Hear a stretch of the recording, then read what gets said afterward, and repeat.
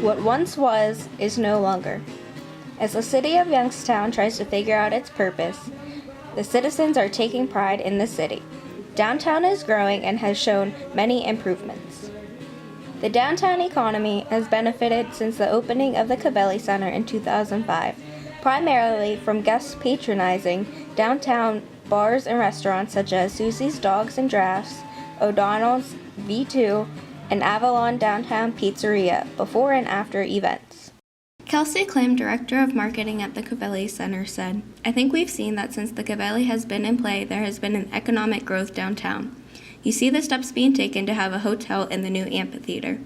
We have established ourselves as a place that is viable for international acts to come to Youngstown.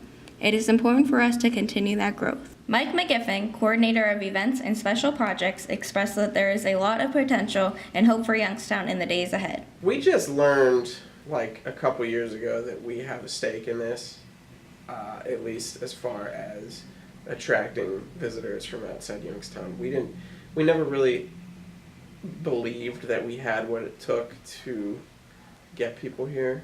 Nearly 40 years later, the city of Youngstown is still recovering from the crash of the steel industry.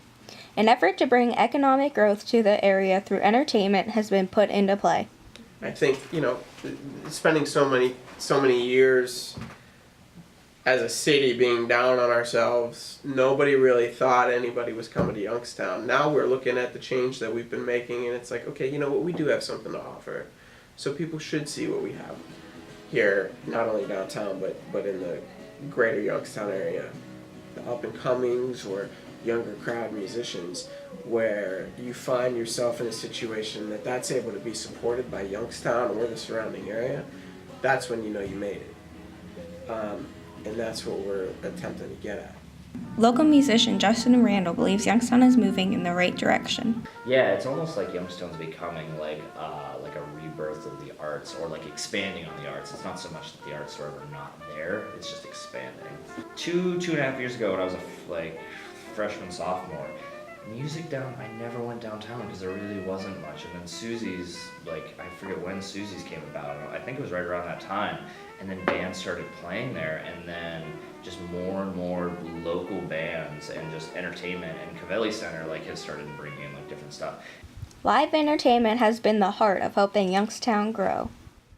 A lot of people are proud of what Youngstown once was, and the fact that we're realizing that we're not that anymore, but we are bridging a gap into something else and creating a different identity. A lot of people have a satisfaction associated with that. There's more people working together, and there's more people believing in the vision. And it really lends to a bright future for Youngstown. So I think seeing a lot of people proud of what Youngstown is really healthy and really awesome. It's what cities should feel like. The people of Youngstown are putting in efforts to help it find its new identity. My vision for Youngstown is that it no longer has an identity crisis.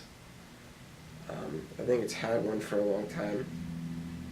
And I think a lot of people who would think about the timeline or the spectrum that Youngstown has been on in the last 20 years will say that it's never really figured out what its role is to its residents, to its greater community, to its state, to its country, because it was a big player years ago and had an identity.